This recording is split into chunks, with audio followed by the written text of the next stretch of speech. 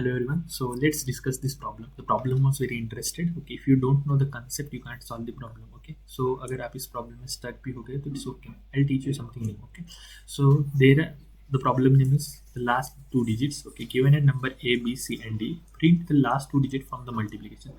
Now I hope you find this कि how you find the last two digits. अगर नहीं पता तो मैं बता देता हूँ. अगर आप किसी भी नंबर को 100 से डिवाइड करते हो, जैसे कि मेरे पास ये नंबर है 78 एंड आई डिवाइड विथ 100, और देखो इसका 5 करने के बाद 500 आएगा, और जब इसका जो रिमाइंडर आएगा वो लास्ट टू डिजिट ही होगा. ठीक है, अगर आप 100 से किसी भी नंबर को मल्टीप्लाइड करते हो तो लास्ट के टू डिजिट आपको रिमाइंडर में आएगी. ओके, सॉरी, आप किसी भी नंबर को 100 से डिवाइड करते हो तो लास्ट के टू डिजिट में 70 मतलब टू लास्ट में टू डिजिट ही आएगा. ओके, लास्ट के टू डिजिट आएगा एज अ रिमाइंडर. ओके, अगर आप किसी भी नंबर को 10 से डिवाइड करते हो तो लास्ट में जो रिमाइंडर आएगा वो लास्ट का जो डिजिट होगा, मतलब यहाँ पर 589 होगा तो 9 एज अ रिमाइंडर आएगा. अगर 0 होगा तो 0 एज अ रिमाइंडर आएगा. जैसे यहाँ पर 78 था तो यहाँ पे 78 आएगा. अगर इसी को मैं 100 से डिवाइड करूँगा तो यहाँ पर 80 आएगा. ओके, सो किसी नंबर को मैं अगर 100 से मॉड करूँगा तो उसका जो रिमाइंडर आएगा वो लास्ट के टू डिजिट आएगा. ओके, मॉड्यूलो करने के बाद. सो वही बता रहा हूँ कि अगर डिवाइड करने के बाद जो रिमाइंडर आएगा वो लास्ट के टू डिजिट्स हो गए.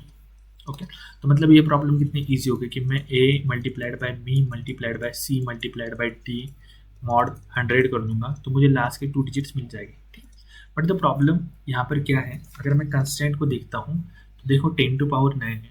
ओके, a b c और d की वैल्यू 10 टू पावर 9 होगी. ठीक, तो समझो a की वैल्यू 10 टू पावर 9 है, b की वैल्यू 10 टू पावर 9 है, c की वैल्यू 10 टू पावर 9 है और d की भी वैल्यू 10 टू पावर 9 है. अगर आप इसको सबको मल्टीप्लाइड करोगे तो it will become 10 to power 36, और लॉन्ग लॉन्ग आपका 10 टू पावर 18 तक ही स्टोर कर पाता है ना. तो मतलब यहाँ पर हमारा क्या हो जाएगा, मतलब कोई ऐसा डेटा स्ट्रक्चर ही नहीं है, मतलब ऐसा कोई डेटा टाइप ही नहीं है जिसमें मैं ये वैल्यू स्टोर कर सकता हूँ, है ना. मतलब लॉन्ग लॉन्ग नहीं है. तो अब देखो, अगर मैं ऐसा नहीं कर सकता तो where is what is the another way. समझो यहाँ पर ए बी सी की वैल्यू अगर वो 10 टू पावर 18 देते हैं.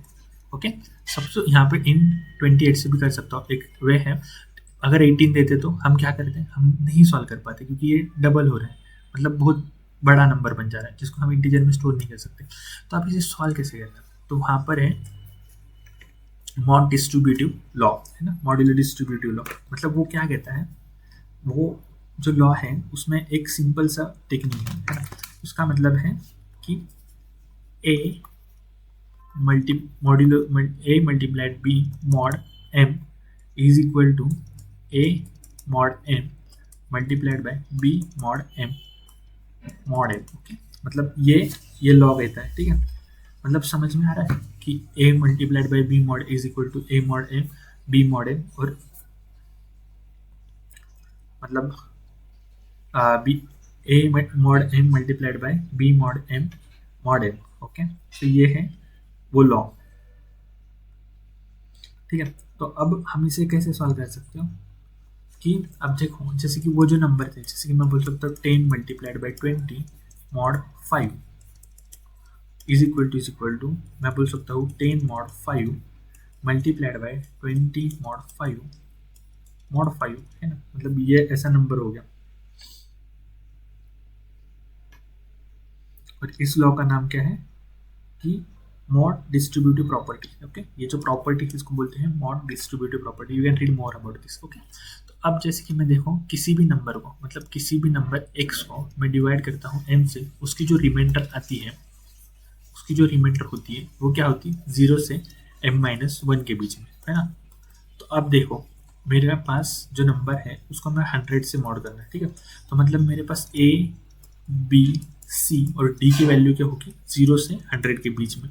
अब 0 से 100 के बीच में है तो मैं अगर इन चारों का मल्टीप्लाइड करता हूँ तो क्या होगा, 100 multiplied by 100 multiplied by 100 multiplied by 100. Okay, तो ये क्या हो जाएगा 2 2 2 2. सो क्या हो जाएगा 10 टू पावर 8, है ना. मतलब ये लेस देन है तो इंटीजर में भी है, आ सकता है आराम से. लॉन्ग की बेसिस होती है, बट बहुत सेफर है लॉन्ग यूज करने की. तो देखो, तो ये हो गया, मतलब ये हमारी प्रॉपर्टी होगी 2 2 2. ओके, 4 हो गया. हाँ, तो देखो अब जैसे कि मैं क्या करूँगा, a multiplied by b multiplied by c multiplied by d mod m करना है, तो मैं इसको ऐसे लिख सकता हूँ a mod m multiplied by b mod m multiplied by C mod M multiplied by D mod M mod M. Okay, तो ये मेरा इंटीजर के रेंज के अंदर आ जाएगा और मुझे लास्ट के 2 डिजिट दे देगा। So this is all about this problem. That's now this is not the hardest problem. Now अगर आपको कोई भी टाइम पे रिमाइंडर का काम आएगा तो उसे मॉड्यूलो यूज करके हम सॉल्व कर सकते हैं ना। Let's try to solve it.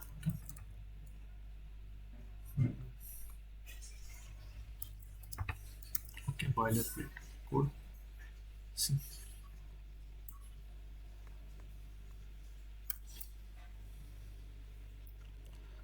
देखो integer A B C D, ठीक है, सी ए बी सी डी, ठीक। मैं क्या कर सकता हूँ, ए मॉड 100, बी मॉड और इक्वल टू 100, सी मॉड और इक्वल टू 100 और डी मॉड और इक्वल टू 100। ओके, नाउ मुझे क्या करना है कि आंसर निकालना है, तो मैं डायरेक्ट कर सकता हूँ A into B into C into D mod 100 dot enter. देखो ये मेरे लास्ट डिजिट दे देगा, it's very simple and easy code. See अब मैं रन करता हूँ,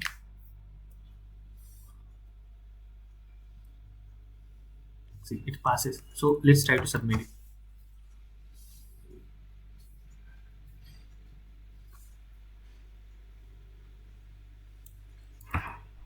The problem was if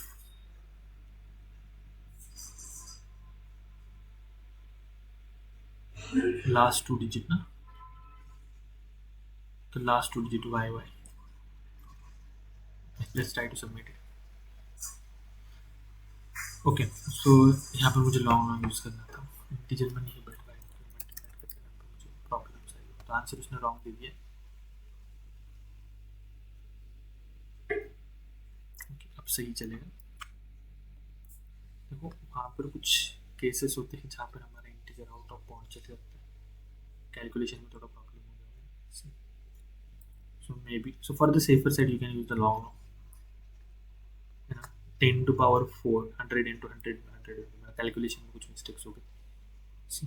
again the wrong answer on the third test cases. What is the third test cases? Okay, या sorry,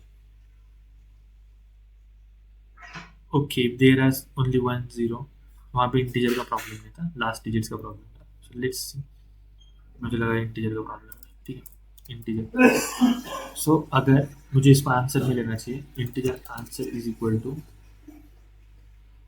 okay see this, okay now अगर answer is equal to 0 होगा, answer is equal to 0, cout 20 dot end else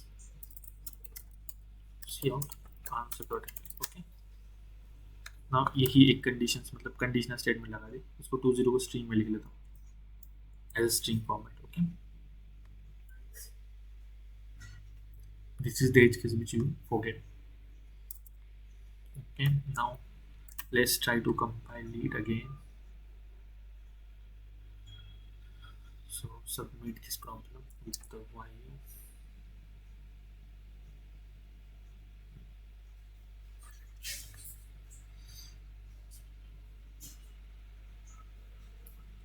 And yeah, so wrong answer on test case 5, maybe long wala problem. Okay, so if there are only 1 digits, like मेरा 1 digits वाला problem हो रहा है, okay, if there is only 1 digit then that was the great issue। okay, last 2 digit निकालना है ना मुझे, but leading zero is not counted। okay, so